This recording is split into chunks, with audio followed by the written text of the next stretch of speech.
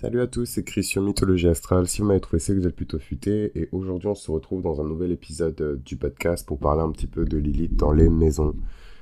Et shout out à toutes les personnes qui ont écouté la série jusqu'ici. Je trouve ça vraiment cool d'écouter épisode par épisode. Parce qu'en fait, ça permet d'avoir une overview de l'archétype. En fait, les 12 signes, c'est toujours 12 grilles de lecture différentes qui permettent d'observer un archétype sous plein d'angles différents, avec plein de fonctions différentes.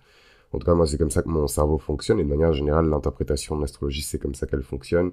Et en fait, si vous voulez progresser ou que l'astrologie, ça vous intéresse, il faut toujours écouter toutes les variations des signes et des maisons parce que c'est là, en fait, que vous allez vraiment voir les contours de l'archétype et le saisir. En l'occurrence, pour Lilith, c'est vrai que dans l'épisode précédent, on a parlé de la maison 9 et que c'est une Lilith qui restreint un petit peu l'esprit, qui limite un petit peu les perspectives, qui restreint un petit peu et limite la capacité à élargir son esprit, à être tolérant. Ici, dans la maison 10, on est dans un univers complètement différent. On a pris la vision, l'ambition de la maison 9 et on commence à poser brique par brique. Et j'insiste sur ça parce qu'on a tendance à voir la maison 10 comme directement le sommet, l'apothéose de la gloire, mais il y a très peu de gens en fait qui atteignent le sommet de leur maison 10. La plupart des gens restent un petit peu, enfin, comme le diraient les fans de musique à l'ancienne, they're bubbling under, quoi, genre juste en dessous du top 100. Il y a toujours quelques sons qui sont là en train de faire des bulles. Donc il y a plein de gens qui sont dans leur maison 10, mais ils font des bulles. Et généralement, quand on a Lilith en maison 10, il y a des raisons en fait pour lesquelles les gens font des bulles et qui n'arrivent pas à grimper les plus hauts rangs et les plus grands échelons de leur vie. En tout cas, s'ils se sont fixés ce genre d'objectif. Tout simplement parce que là où se trouve Lilith, il y a de la honte, il y a de la persécution, de la trahison. Et surtout, le résultat de ça, c'est du sabotage. Voilà. Point blank period. Du sabotage. Et, euh, et j'ai la voix éclatée parce que j'étais dehors hier, mais je suis de très bonne humeur. C'est une excellente journée. Qu'est-ce que je voulais dire? Ouais, du sabotage. Et c'est vraiment une Lilith que moi je crains, en tout cas.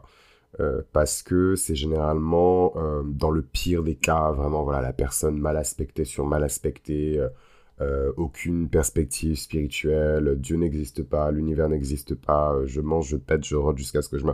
Voilà, this type of people, c'est généralement des gens qui ont rien à perdre avec Lilith en maison 10, parce que soit ils ont déjà tout perdu, soit ils estiment que ils vivent dans un monde où de toute manière...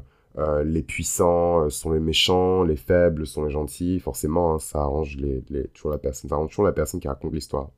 Ça, je vous dis, contrôlez vos points de vue, contrôlez les personnes qui exposent leur point de vue.